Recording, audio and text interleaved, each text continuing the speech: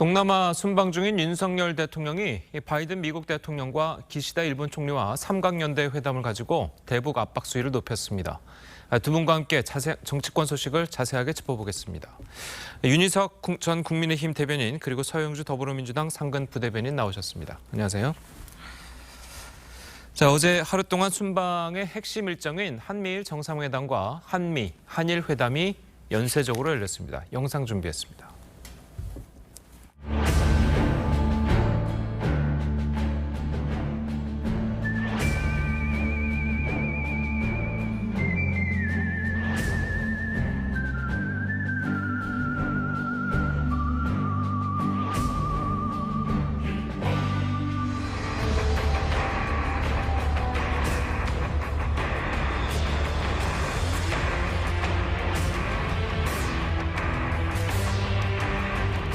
한미일 공조는 보편적 가치를 수호하고 한반도와 동북아의 평화 안정을 이루기 위한 강력한 보루입니다.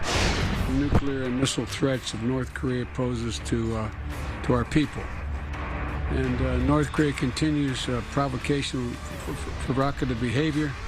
This partnership is even more important than it's ever been. 開催されること、大変時機を得たものであると感じています。日米間の連携をさらに強化し、毅然と対応していきたいと考えております。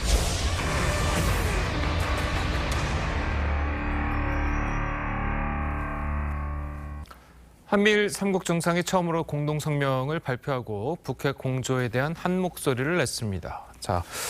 어떻게 보면 이제 성명 내용이 이제 굉장히 북한으로서는 이제 압박을 받을 수도 있을 텐데 어떻게 보셨습니까? 네, 일단 그 성명 내용이 대단히 포괄적이죠. 그동안 이 한미일 삼각 공조라는 것이 이 북핵 대응에만 국한된 측면이 있었는데 이제 한국의 위상이 강화되니까 북핵을 넘어서 뭐 인도태평양, 대만, 우크라이나 문제까지 이제 접근을 하는 그런 관계가 됐고요. 또 경제 이슈에 대해서도 얘기를 합니다. 안보적인 관계에서 경제적 관계, 즉 한미일 경제 안보 대화를 신설하고 삼국 간의 공급망 확보를 강화하고 이렇게 대단히 광범위한 포괄적 관계가 됐다 이렇게 볼 수 있는데 북에 대해서 이제 한적에서 말씀을 드린다면은 최근에 이제 북의 이 미사일 도발로 인해서 삼국 이 공조에 관한 삼국 협력에 관한 공감대가 더 강화된 측면이 있습니다. 그걸 더 이제 자극했다고 볼 수 있는데 계속 이런 식으로 도발을 한다면 미국의 이 전략 자산이 전개되는 그런 적극적 조치만이 있을 거다. 즉, 이 영내에 이 한반도를 둘러싼 이 영내에는 미국 군사력 강화만이 있을 것이다. 즉, 도발하지 말아라. 이런 강력한 메시지를 준 공동 성명이다. 이렇게 볼 수 있겠습니다. 예. 그리고 이제 조금 전 이제 잠깐 언급을 해주셨지만 경제안보 대화도 있잖아요. 근데 이게 중국을 겨냥한 거다라는 이야기가 많아요. 근데 중국이랑 우리나라의 관계를 생각했을 때는 조금 중국도 좀 어루만져 줘야 되는 거 아닌가? 이런 지적도 있거든요. 좀 지켜봐야 될 거는 같아요. 근데 전반적으로 지금 보면은 미국이 인태 전략을 쓰는데 IPF를 만들어서 결국에는 중국을 고립시키기 위한 그 의도가 있거든요, 경제적으로. 그래서 지금 보면 미국과 일본 중심의 어떤 인도 태평양 지역의 어떤 경제 안보를 강화한다 이런 측면이 분명히 있어요. 근데 저는 좀 아쉬운 부분들은 윤석열 대통령께서 여기에 뭐 동조를 안 할 수도 없는 국제적인 상황이겠죠. 그렇죠. 하지만은 이게 안보도 한미일, 북중러 이렇게 두 개의 축으로 나뉘게 됐을 때 과연 미국이나 일본에게는 득이 되겠지만 대한민국의 외교적인 실리를 챙길 수 있느냐 이런 부분 한 번 더 살펴볼 필요가 있다. 그런 우려나 염려는 분명히 존재한다고 봅니다. 하지만 조금 더 중국을 아예 경제적 고립을 시키거나 이런 부분들은 한 번 더 조금 더 신중하게 접근할 필요가 있다라는 전문가들의 지적은 한번 곱씹어볼 필요가 있다고 생각합니다. 알겠습니다. 한미일 정상회담에 이어서 한미 정상회담 그리고 한일 정상회담도 각각 열렸습니다. 한미 정상회담에서는 인플레이션 감축법 논의가 집중적으로 이루어졌는데요.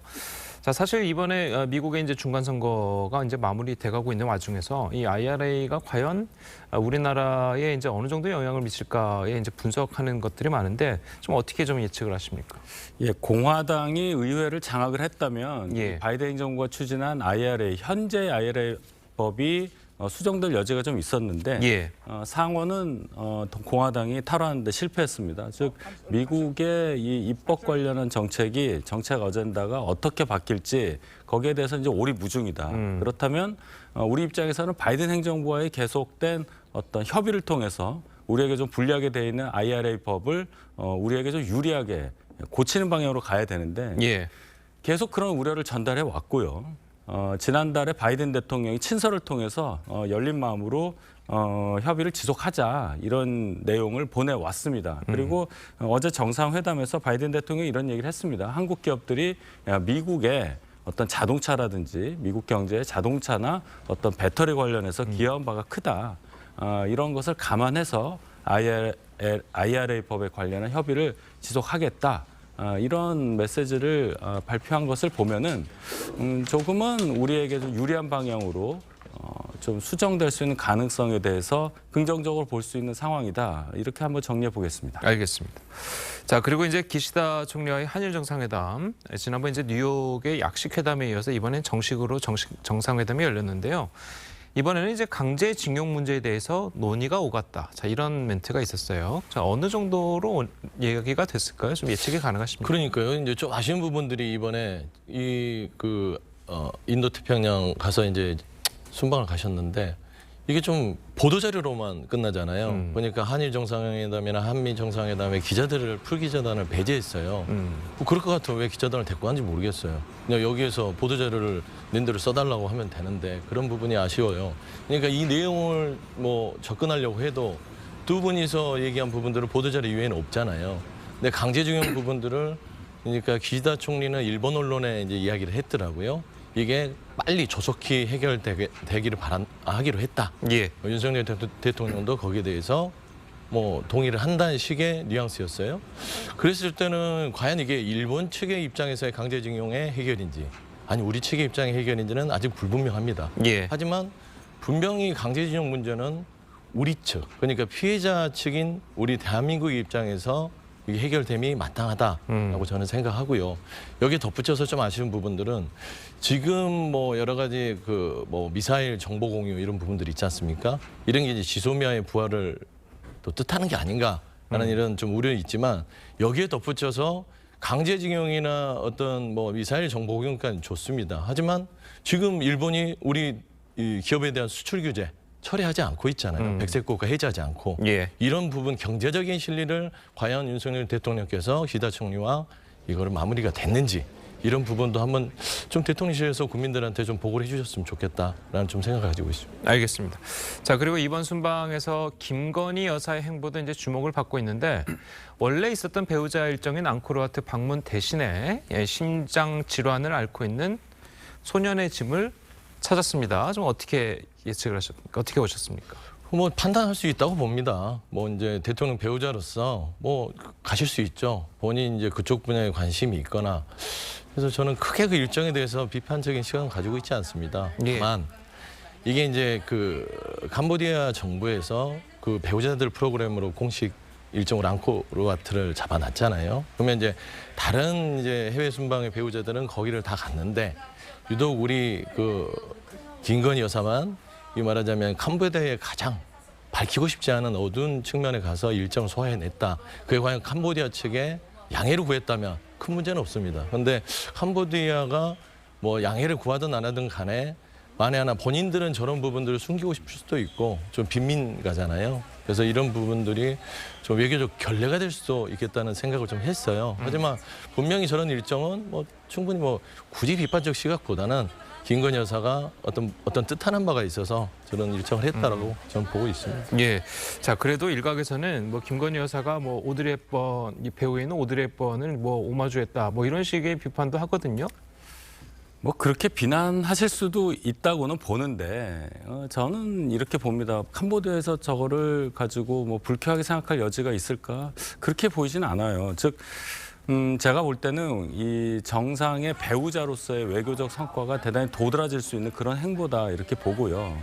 뭐 오드리 헵번을 따라했다는 이런 것보다도 저기에 가서 보내는 김건희 여사의 메시지가 있지 않습니까?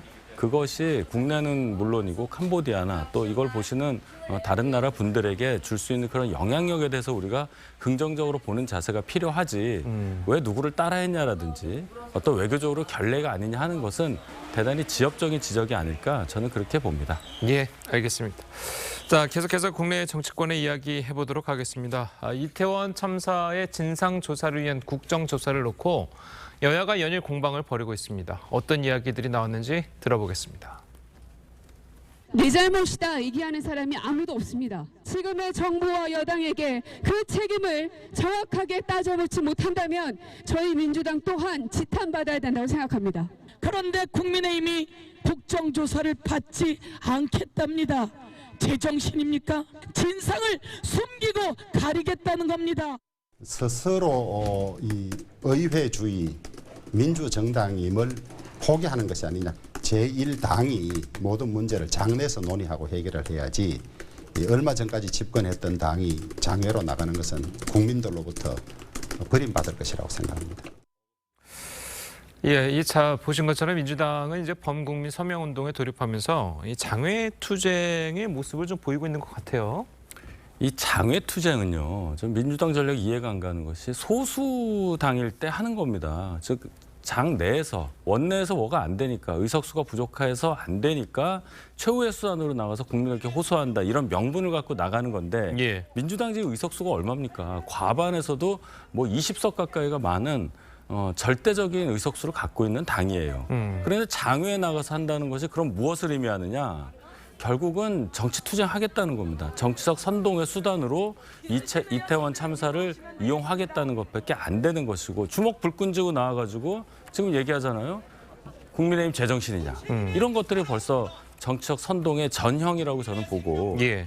이러한 상황에서 볼 때 제가 한번 여쭤봤어요. 민주당 분에게 왜 나가냐, 왜 장외투쟁하냐 했더니 합의, 국회에서 합의 처리하기 위한 어떤 기반을 닦기 위한 작업이다 하는데 글쎄요. 민주당이 지금까지 21대 국회 들어와서 국회 운영함에 있어서 합의로 처리한 것이 몇 번이나 있느냐 되묻고 싶고 이렇게 장외투쟁하는 거 결코 국민들께서 좋게 보시지 않는다. 저는 이렇게 주장합니다. 예.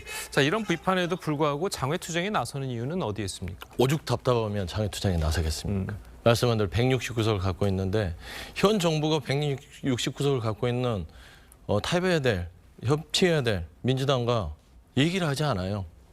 하나도 뭐 말이 먹혀야 무슨 내부에서 원내투쟁을 하든 원내에서 어떤 정치적으로 풀 걸 풀죠. 예. 윤석열 정부가 지금 뭐 하나 민주당과 손을 내밀어서 협치를 하거나 말을 들어준 게 있습니까? 그렇기 때문에 점점 추워지는데 장애에 나가서 투쟁하고 싶겠습니까? 그렇지 않잖아요. 근데 이 지금 이 12구 이태원 참사를 정치적으로 이용한다, 선동한다 그런 얘기를 하면 안 됩니다. 지금 이 안전을 총 책임지는 이상민 장관 자체가 엊그제도 보십시오. 폼나게 사표를 던지지 못한다. 이런 발언들을 해요. 이런 사고를 가지고 있는 분이 아직 책임지지도 않고 사퇴하지도 않고 이렇게 자리를 지키고 있습니다. 그리고 나서 지금 이태원 참사에 대해서 진상조사 제대로 된 그다음에 책임자 규명 안 이루어지고 있잖아요. 일선 공무원들에 수사하지 말라는 거 아닙니다. 해야 되지만 일선 공무원만 그냥 쥐잡듯이 잡고 그 외에 책임질 사람들은 하나도 책임지지 않고 그냥 뒷짐지고 있습니다. 이런 부분들에서 답답하기 때문에 국민들한테 물어보는 겁니다. 괜히 여기 안에서 169석이 있어서 국정조사 밀어붙이면 당신들 힘 169석으로 밀어붙이네? 정치적 선동하는 거 아니야? 라고 할 거예요. 똑같아요. 밖에서 하나 안에서 하나 우리가 밀어붙이면 민주당이 하면 정치 선동한다고 합니다. 그게 아니에요. 그런 얘기 듣기 싫어서 장에 나가서 국민들한테 보십시오. 저희들이 이런 국정수사 특검을 요구합니다. 동의하십니까? 그럼 국민들이 동의를 해주시면 저희도 그 힘을 얻어서 여당한테 국정조사 특검 빨리 하시죠. 왜 이태원 참사에 대해서 이렇게 외면하십니까? 정말 하신다고 해놓고서는 왜 점점 빼십니까? 그리고 이상민 장관 책임져야 되지 않겠습니까? 이런 거를 물어보는 거다. 이걸 정치 선동이라고 하면 국민들이 지금 현 정부를 흔들기 위한 선동입니까? 그렇게 얘기해서는 안 된다. 라는 좀 말씀을 드리고 싶습니다. 그래도 이제 일각에서는 우리나라 이제 국회 이제 대의민주주의인데 대의민주주의라는 것은 국회의원 하나하나가 자신의 지역구 혹은 자신이 대표하는 그 지방단체에서 그 뜻을 모아서 이제 하는 것이기 때문에 본인의 뜻이 이제 본인의 지역구의 뜻이다. 뭐 이렇게 해서 이제 대의민주주의잖아요. 그래서 직접 나가서 서명 운동을 받는 것은 대의민주주의를 벗어나는 것이다. 자, 이런 비판도 있거든요. 그러니까 기본적으로 이제 국회와 정치라는 게 대의민주주의를 기본으로 하지만 직접 민주주의가 배제되는 건 아닙니다. 그리고 장애투쟁이라는 것은 말씀한 대로 야당이 할 수 있는, 그러니까 뭐 예전에 새누리당, 한나라당도요 장애투쟁을 엄청나게 했습니다. 그게 뭐냐면 현 정부가 움직이지 않을 때 야당이 할 수 있는 하나의 방식이죠. 그래서 대의민주주의를 말하자면 배제한다? 그건 아닙니다. 원내와 원외에서 어떤 투쟁을 같이 병행하는 것이죠. 그런 데에서 밖에 나가면 잘못됐다? 그거는 결코 아니다. 좀 그런 말씀 드리고 싶습니다. 제가 그 모두에 말씀드렸지만 의석수 얘기를 안 할 수가 없는 거예요. 169석을 갖고 있기 때문에 장내에서 그냥 하시면 돼요. 지금까지 하셨던 것처럼. 근데 왜 장외로 나가느냐. 그 부분을 여쭙는 거 아닙니까? 관철할 수단을 갖고 있잖아요. 합법적으로. 그런데도 장외를 나간다는 것 자체가 정치 선동 아니면 뭐냐. 여기에 대해서 답을 못 할 겁니다. 제가 아까 말씀드렸잖아요. 아니 할 수 있는데 왜 나가냐는 거예요. 같이 한다니까요. 안에서도 하는데 국민의힘은 미동도 하지 않고 정말 이태원 참사에 대해서 정말 관심이라도 있는지 답답해서 안에서 지금 얘기하잖아요. 안 듣잖아요. 그러니까 국민들한테 알리는 겁니다. 지금 국민의힘이 아무것도 안 하고 있습니다. 국민 여러분 어떨까요? 근데 국민 여러분이 48시간 만에 23만 명이 서명했어요. 지금 24일로 본회의가 열리는데 그 시간 동안 몇 명이 하겠습니까? 100만 명, 200만 명 움직일 겁니까? 그러니까 결국에는 대의민주주의를 훼손하는 것은 국민의힘입니다. 저는 이렇게 얘기를 할 수밖에 없어요. 예, 알겠습니다. 자, 국민의힘 내부에서는요. 이태원 참사를 계기로 해서 소위 친윤과 비윤 사이에 서로 다른 목소리가 나오고 있다고 합니다. 당권 주자로 거론되는 김기현 의원과 안철수 의원의 목소리 들어보겠습니다. 행정안전부 아닙니까? 예. 안전을 책임지는 정부의 주무부처입니다. 예. 그러면 주무부처 장관은 사실 모든 책임을 지는 게 맞죠. 사실은 이게 뭐 일이 생기면 원인도 따지지도 않고 무작정 덮어씌우고 그렇게 가는 모습은 바람직하지 않다는 생각이고요. 일단 이 공적인 자리에서 예. 사적인 대화 나눈다는 것 자체가 적절하지를 못하고요.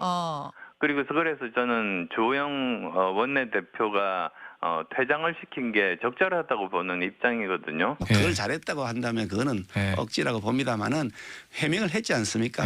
회의 진행을 아마 제가 맡아 있었으면 매우 원활하게 했을 것이다라고. 예, 지금 안철수 의원과 이 김기현 의원이 지금 뭐 두 가지 사안에 대해서 서로 다른 목소리를 내고 있거든요. 네, 이것을 뭐 친윤끼리 내부에서 뭐 반목하는 게 아니냐로 말씀하시는데 예. 그렇지는 않죠. 안철수 의원은 인수위원장까지 했던 분이니까 친윤이라고 봐야 되고요. 굳이 구분을 하자면 김기현 의원도 선거 때 원내대표로서 또 선거를 지휘를 했기 때문에 두 분 다 그런 결은 같다고 봐야 되는데 그럼 이렇게 입장 차가 난 거는 두 분이 유력한 당내 이 당권 주자라고 봐야 됩니다. 그래서 앞으로 있을 전당대회에 있어서 본인들의 어떤 선명한 메시지를 발산하는 과정에서 입장 차이가 좀 도드라지게 보인다 이렇게 보고요. 이 사안에 대해서는 의원들 각자 생각이 또 조금씩 다릅니다. 보시기에 따라 여러 의견이 나올 수 있는 것이기 때문에 이걸 가지고 내부에서 어떤 뭐 갈등이나 반목이 있다 이렇게 해석하는 것은 좀 과하다고 저는 봅니다. 예, 알겠습니다. 자, 그리고 이제 뭐 장제원 의원이 또 주호영 원내대표에 대해서 한마디 했어요. 방금 그 국감장에서 필담을 주고받은 김은혜 수석과 강성규 수석을 퇴장 조치시킨 것에 대해서 뭐 의원들이 부글부글 끓고 있다. 자, 이런 발언을 했는데 어떻게 보셨습니까? 그러니까 장제원 의원은 좀 이성적인 대답은 안 하시는 것 같아요. 오로지 윤석열 대통령한테 잘 보이기 위해서 뭐 좀 이성적 판단 안 하시는 것 같은데 저는 주호영 원내대표가 잘했다고 봐요. 정말로 이 국감장에서 이태원 참사를 논의하는 자리에 그 대통령실의 홍보수석과 심사위 수석이 웃기고 있는 메모를 합니다. 말도 안 되는 거 아닙니까? 웃기고 있는 거 아닙니까? 당연히 퇴장을 시켜야지 안 그러면 계속 고성용하고 회의 진행이 되겠습니까? 사과 갖고 되겠어요? 적절한 조치를 했는데 이게 윤석열 대통령이 그렇게 해서 좀 과하잖아라는 도스피빙에서 밝히니까 그때서야 장제원 의원이나 김기현 의원이 편을 드는 거예요. 저는 안철수 의원이 굉장히 오랜만에 맞는 얘기를 하신 것 같아요. 그렇지 않습니까? 이성적으로. 이상민 장관 진짜 석고대죄하고 책임져야죠. 그러면 행정안전부 장관으로서 칭찬받을 일이 생기면 제가 장관입니다. 손들 자기가 잘해서 칭찬받나요?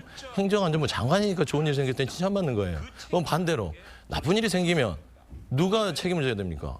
행정안전부 장관이 책임지는 겁니다. 그런 상식적인 생각을 하는 것들이 마땅한데 윤석열 대통령이 별로 보기 안 좋았어 하니까 지금 장제원 의원이 조영 원내대표를 하는데 그 현장에서 저는 조영 원내대표는 가장 적절한 판단을 했다라고 보시면 맞다 생각을 합니다. 예, 자 그리고 장제원 의원이 이제 또 주 원내대표가 걱정이 된다. 자, 이런 발언까지 했거든요. 예, 그 관련해서 이제 조영 대표가 그 국회 안에서 여당의 운영위원장인데 여당 측 인사인데 그 수석들을 이렇게 퇴장 조치한 거 그 것만 보면 그렇게 조금 섭섭하게 볼 수 있는 국민의 의원들도 계신데 그 내부에는 그렇게까지 결정된 게 조영 원내대표 혼자만의 결정이 아니고 예. 정회 과정에서 관계자들과의 협의를 통해서 했다. 이게 밝혀졌고 그것을 뭐 대통령실이든 의원들도 이제 수긍하는 분위기가 됐기 때문에 그때 그 발언을 가지고 지금 현재까지 갈등이 지속된다고 보기는 어렵습니다. 그 부분은 거의 다 오해가 해소됐다 이렇게 말씀드리겠습니다. 알겠습니다. 자 오늘 두 분 말씀은 여기까지 듣겠습니다. 잘 들었습니다. 고맙습니다.